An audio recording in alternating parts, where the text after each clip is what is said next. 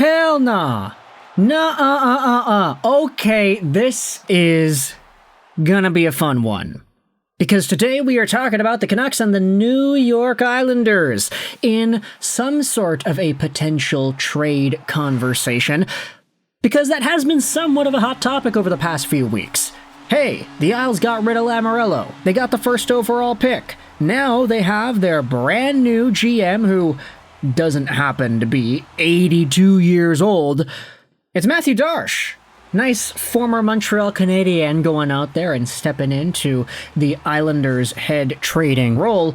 But you know what's the best part about Barzal? It's the fact that he's 48. He's like half the age of Lou Lamoriello, and he probably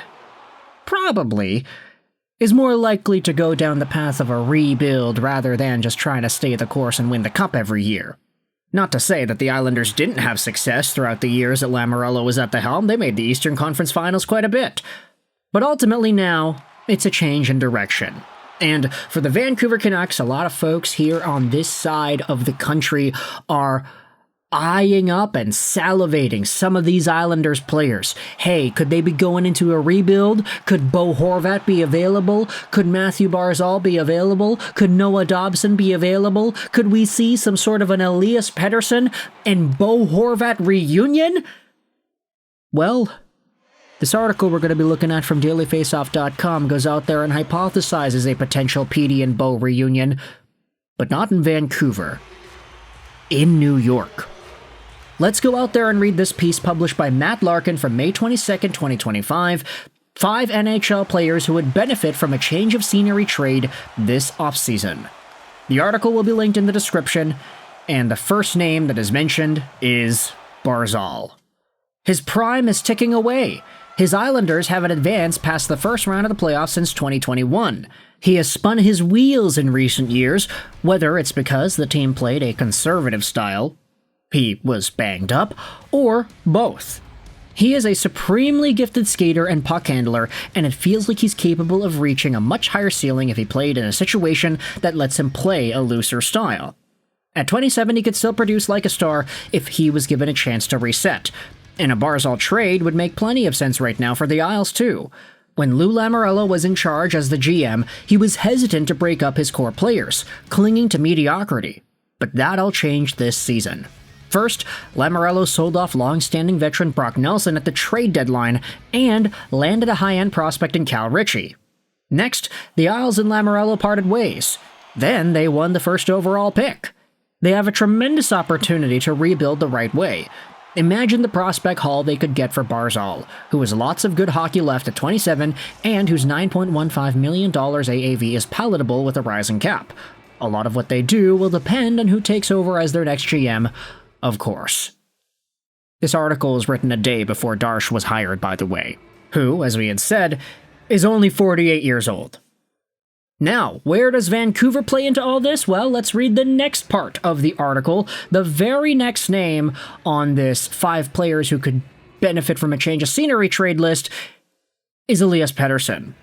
Has any player in any market needed more of a fresh start in recent memory than Pettersson?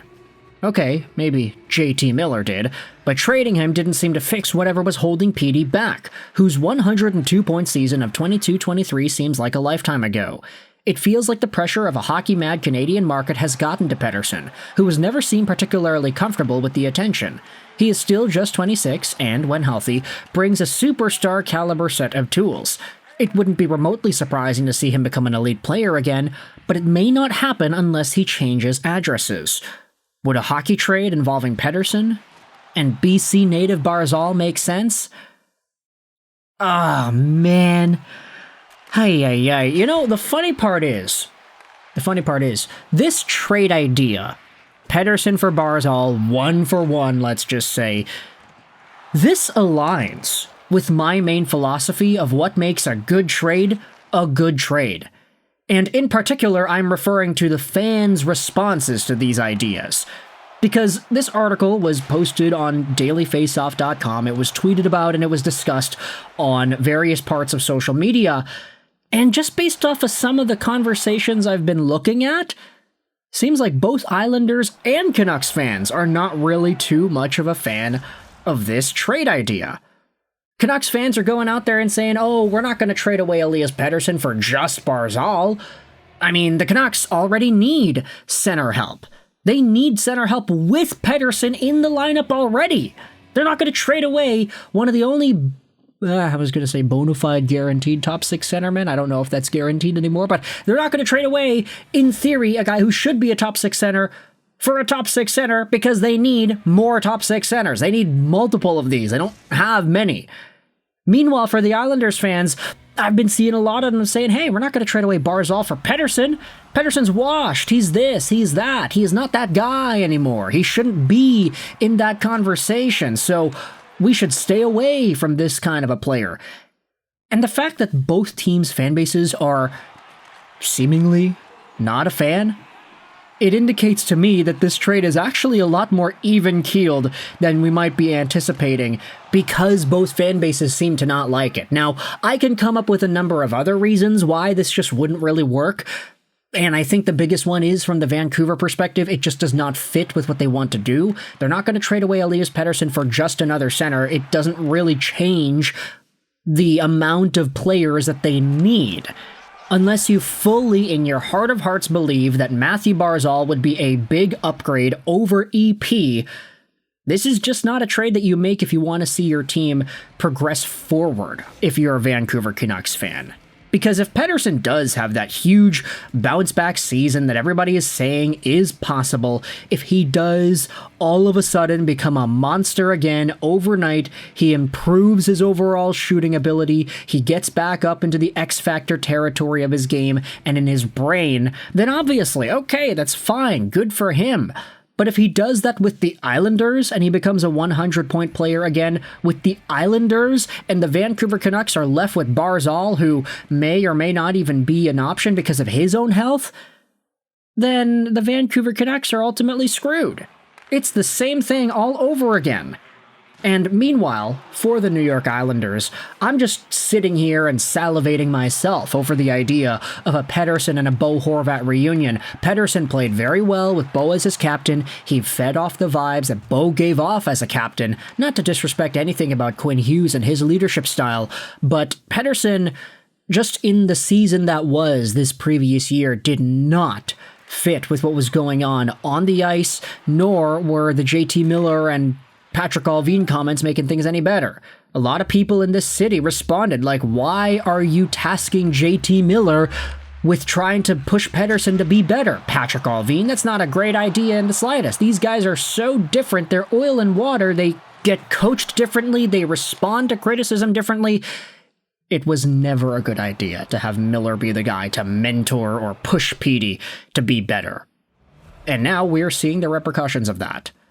So with all this in mind, I want you to let me know your thoughts in the comment section below. How do you feel about the potential idea of a Vancouver and New York trade involving Elias Pettersson and Barzal?